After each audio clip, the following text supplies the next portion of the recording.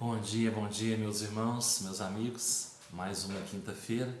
Estamos aqui firme e forte com o nosso compromisso diário na leitura do Evangelho segundo o Espiritismo, do Livro dos Espíritos, nossos grãozinhos no caminho.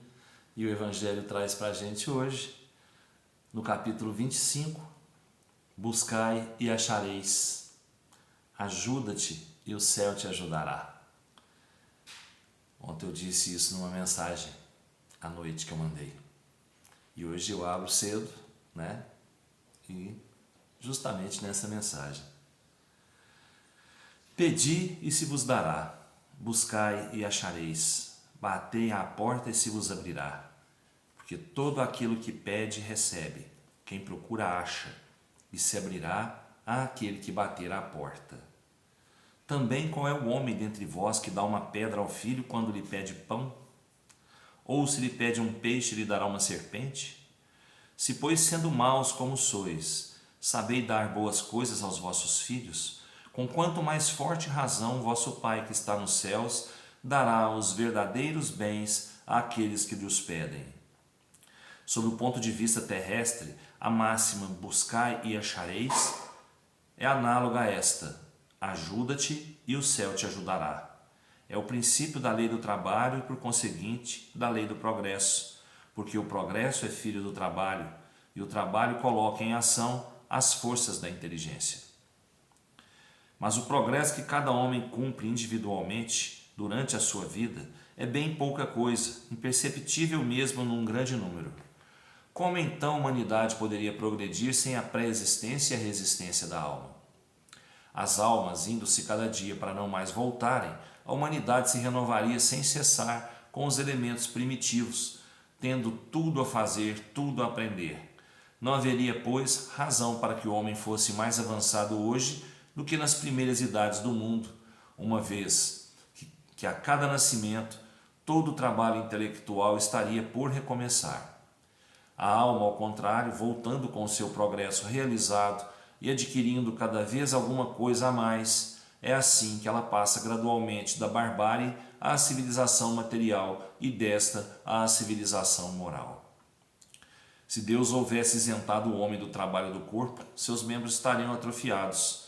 Se o houvesse isentado do trabalho da inteligência, seu espírito teria permanecido na infância, no estado de instinto animal. Por isso, lhe fez do trabalho uma necessidade e lhe disse: procura e acharás, trabalha e produzirás.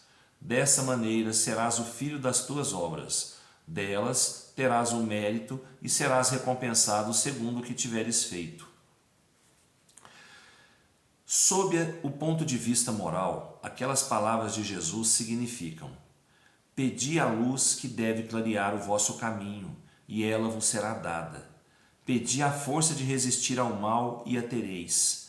Pedi a assistência dos bons espíritos, e eles virão vos acompanhar, e como o anjo de Tobias vos servirão de guias. Pedi bons conselhos, e não vos serão jamais recusados. Batei à nossa porta, e ela vos será aberta. Mas pedi sinceramente, com fé, fervor e confiança. Apresentai-vos com humildade e não com arrogância. Sem isso, sereis abandonados às vossas próprias forças, e as próprias quedas que tereis serão a punição do vosso orgulho. Tal é o sentido destas palavras: procurai e achareis, batei e se vos abrirá. Bom, aqui tudo depende de nós, da nossa vontade, da nossa fé, da nossa confiança, da nossa perseverança, da nossa força. A gente fica sempre pedindo ajuda, né? Fica sempre pedindo ajuda, mas essa ajuda, ela é sempre dada.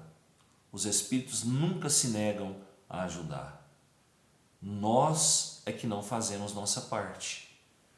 Nós temos todas as condições de conseguir aquilo que necessitamos, que o Pai nos dá.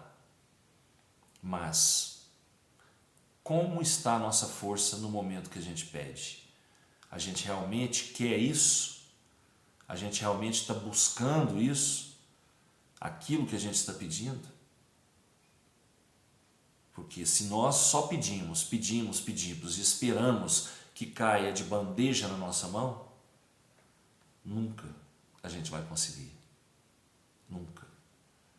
Porque se nós não nos ajudarmos, não acreditarmos verdadeiramente naquilo que nós estamos pedindo, não querermos verdadeiramente aquilo que nós estamos pedindo, a gente não vai conseguir, não. A gente não vai conseguir. Os Espíritos vêm, nos ajudam incessantemente, nos mostram o caminho, nos mostram a luz, né? E a gente fecha os olhos, porque a gente está pedindo aquela luz, mas a gente não quer ver aquela luz. Está pedindo aquela ajuda, mas a gente lá no fundo, a gente não quer. Está pedindo para mudar, para resistir, vou colocar entre aspas, a um vício. Mas lá no fundo a gente não quer, a gente quer continuar naquilo. Então, quando a gente pedir, vamos pedir de coração. Vamos pedir realmente com vontade de fazer aquilo. Vamos procurar mudar as nossas atitudes, os nossos pensamentos, para a gente conseguir atingir aquilo que a gente está pedindo lá de ajuda para os nossos anjos de guarda, para os nossos espíritos protetores. Porque se a gente não fizer a nossa parte, nenhuma porta vai se abrir, não vai adiantar eu bater em lugar nenhum, porque nada vai se abrir no meu caminho se eu realmente não quiser seguir aquele caminho. O Livro dos Espíritos traz para a gente hoje o capítulo 6 ainda, Vida Espírita, questão 269. O espírito pode enganar-se quanto à eficiência da prova que escolheu? Pode escolher uma que esteja acima de suas forças, e então sucumbe. Pode também escolher uma que não lhe dê proveito algum, como ocorre se prefere um gênero de vida ociosa e inútil. Nesse caso, uma vez de volta ao mundo dos espíritos, ele percebe que nada ganhou e pede outra existência para reparar o tempo perdido. Então pode acontecer sim de Deus permitir, da equipe espiritual permitir que o espírito escolha uma prova da qual ele não vai dar conta, mas uma prova mais pesada do que as forças dele. Mas isso tudo é aprendizado, é para dobrar, é para dobrar o espírito. Então é permitido que ele escolha uma prova que esteja acima da sua capacidade naquela reencarnação, ou então uma prova na qual ele vai ficar na mesma, vai ser uma existência, vamos dizer, entre aspas, inútil. Ele não vai aprender nada naquela existência. Então o que acontece? Ele, de volta lá ao plano espiritual, ele vai ver, que aquela existência que ele viveu aqui, por mais longa que tenha sido, foi inútil para ele. Ele ficou na mesma, ficou estacionado, Regredir nunca, estacionar sim, às vezes, Mas aí ele vai fazer o quê? Ele vai pedir uma prova, novamente, uma nova existência, em que ele vá tentar cumprir sua prova, passar por aquilo que ele passou aqui, mas de uma maneira diferente, com uma cabeça diferente, um pensamento mais eficaz, mais eficiente do que na encarnação anterior. Então é isso. Uma ótima quinta-feira para todos nós, com muita paz, muita luz, muita saúde, prosperidade e trabalho, que cada um possa se encontrar nesse dia, e realizar aquilo que pretende realizar, sempre com muita gratidão no coração.